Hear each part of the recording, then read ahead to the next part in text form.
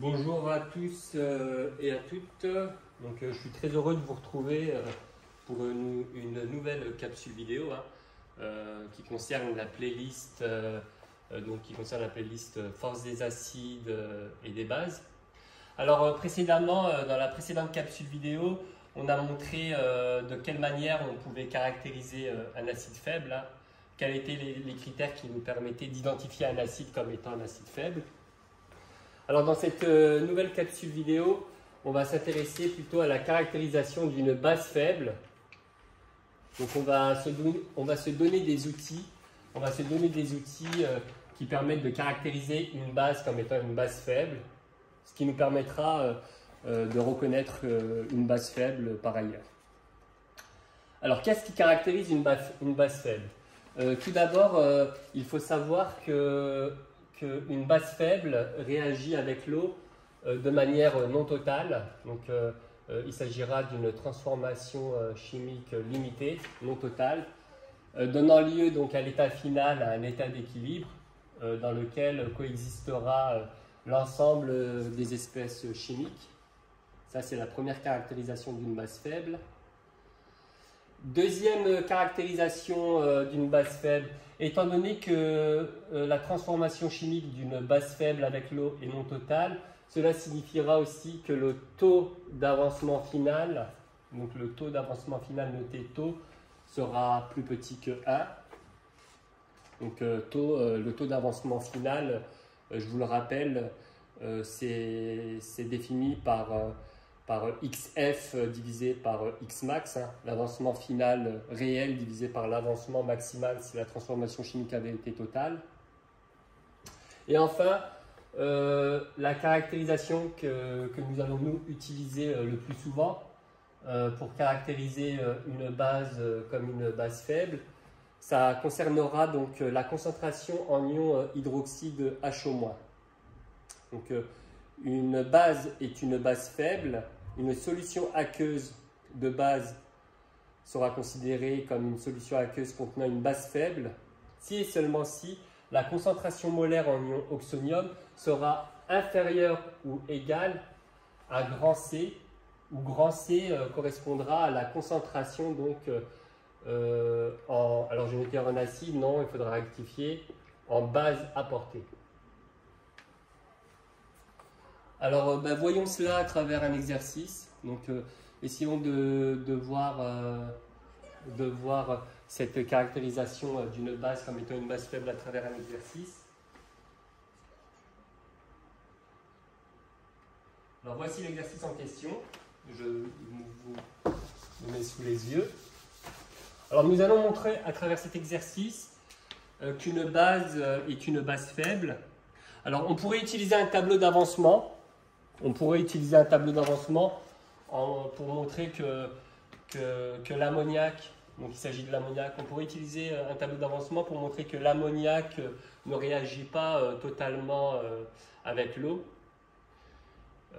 L'ammoniac aura une réaction limitée avec l'eau.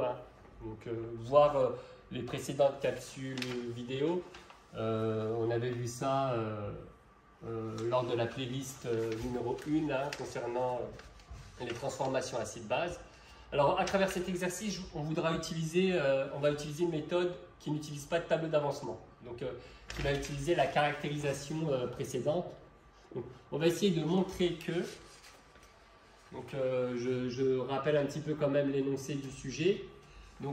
Il s'agit d'une solution aqueuse d'ammoniac. Une solution aqueuse d'ammoniac. On vous donne la concentration molaire, donc la concentration molaire en soluté à apporter est donnée. Donc la concentration molaire en ammoniac dissous, pour former la solution aqueuse, cette valeur est donnée, 1,0 fois 10 puissance moins 2 mol par litre.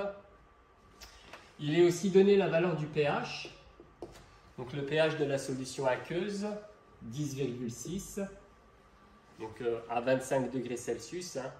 Il s'agit donc d'une solution basique.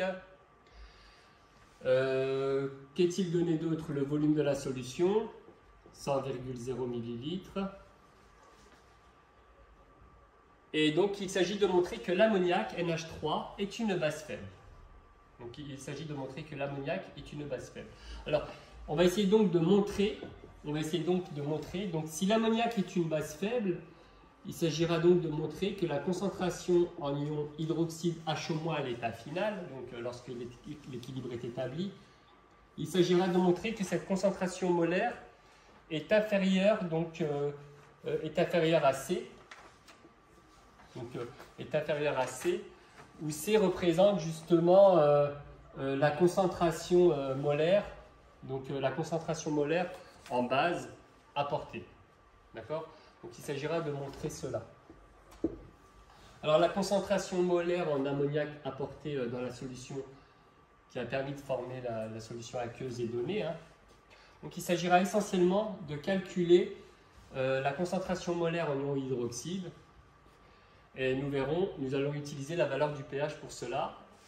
Autre information importante, dans le sujet il est donné la valeur du produit ionique de l'eau, qui est défini à 25 degrés Celsius. Alors, d'un point de vue méthodologique, il s'agit d'exploiter l'information que le pH nous fournit. Alors, le pH est de 10,6 et nous le savons, le pH permet d'obtenir une information sur la concentration molaire en ion oxonium, H3O+, à l'équilibre. Donc, la formule, la concentration molaire standard multipliée par 10 puissance moins pH. Application numérique, 1,0 mol par litre, multiplié par 10 puissance moins 10,6. Je vous laisse faire le calcul. Et nous trouvons 2,5 fois 10 puissance moins 11 mol par litre. Alors voici exploiter l'information du pH. Eh bien, sachez que la valeur, le produit ionique de l'eau, il ne faut pas oublier la définition du produit ionique de l'eau, hein, dont la valeur est donnée. Le produit ionique de l'eau, on l'a vu dans les premières vidéos, les premières capsules vidéo liées à cette playlist-là. On a montré que le produit ionique de l'eau est égal à la concentration molaire en ion oxonium à l'équilibre multipliée par la concentration molaire en ion hydroxyde HO- à l'équilibre. Voici la définition du produit ionique de l'eau, définition à connaître. Hein. Et à partir de cela, en réalité ce sera le point clé. Donc à partir de cela, la valeur du produit ionique Ke est indiquée par le sujet.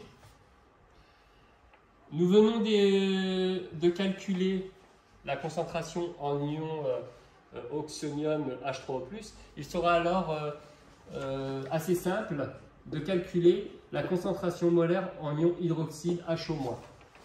Il s'agit de faire Ke divisé par produit ionique Ke divisé par la concentration molaire en ion oxonium à l'équilibre. Alors, l'application numérique, alors 1,0 fois 10 puissance moins 14, divisé par la concentration en ion oxonium qui vient d'être calculée ci-dessus, moins 11. Alors, cela nous donne, alors, application numérique, nous trouvons 4,0 fois 10 puissance moins 4 mol par litre.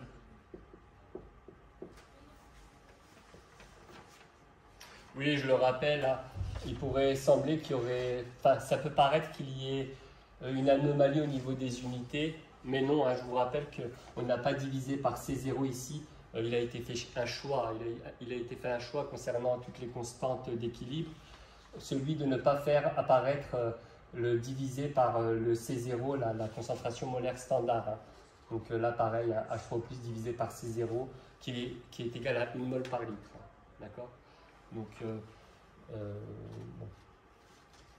Là, on calcule une concentration en ion hydroxyde, une concentration molaire donc en mol par litre.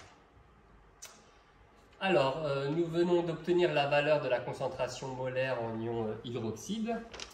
Et donc, il s'agit uniquement de comparer cette valeur.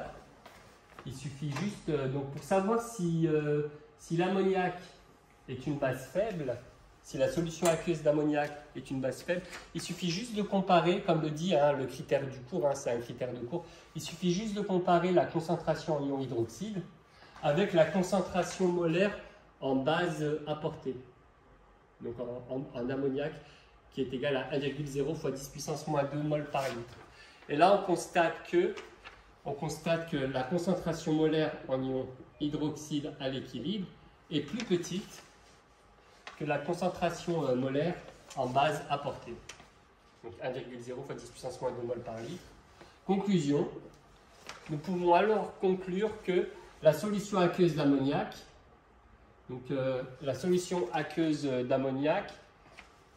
est constitutive d'une base faible. Donc l'ammoniac est une base faible. L'ammoniac est une base faible.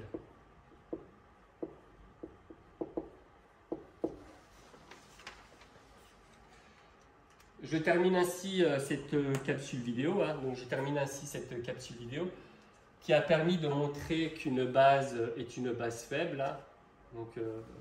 En utilisant le critère sur la concentration molaire en ion hydroxyde HO-. Alors je vous retrouve pour d'autres capsules vidéo pour la suite de la playlist. Je vous remercie de m'avoir suivi, à la prochaine.